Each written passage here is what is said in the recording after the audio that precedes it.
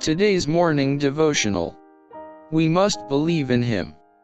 Daughter, be of good comfort, thy faith hath made thee whole, go in peace. Luke chapter 8 verse 48. On the way to the ruler's house, Jesus had met, in the crowd, a poor woman who for 12 years had suffered from a disease that made her life a burden. She had spent all her means upon physicians and remedies, only to be pronounced incurable. But her hopes revived when she heard of the cures that Christ performed. She felt assured that if she could only go to him she would be healed. She had begun to despair, when, in making his way through the multitude, he came near where she was. The golden opportunity had come. She was in the presence of the great physician. But amid the confusion she could not speak to him, nor catch more than a passing glimpse of his figure. Fearful of losing her one chance of relief, she pressed forward, saying to herself, "If I may but touch his clothes, I shall be whole." As he was passing, she reached forward, and succeeded in barely touching the border of his garment. But in that moment she knew that she was healed.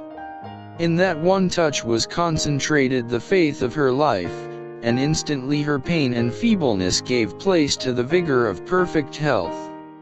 Suddenly Jesus stopped, and the people halted with him. He turned, and looking about asked in a voice distinctly heard above the confusion of the multitude, "Who touched me?"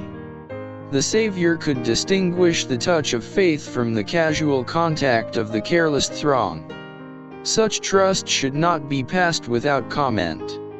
He would speak to the humble woman words of comfort that would be to her a wellspring of joy, words that would be a blessing to his followers to the close of time. Jesus insisted on knowing who had touched him.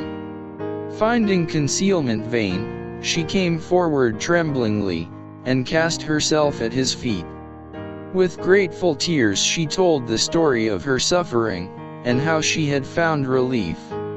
Jesus gently said, "Daughter, be of good comfort, thy faith hath made thee whole, go in peace." It was not through the outward contact with him, but through the faith which took hold on his divine power, that the cure was wrought. It is not enough to believe about Christ, we must believe in him. The only faith that will benefit us is that which embraces him as a personal Savior, which appropriates his merits to ourselves. Many hold faith as an opinion. Saving faith is a transaction by which those who receive Christ join themselves in covenant relation with God. Genuine faith is life. A living faith means an increase of vigor, a confiding trust, by which the soul becomes a conquering power.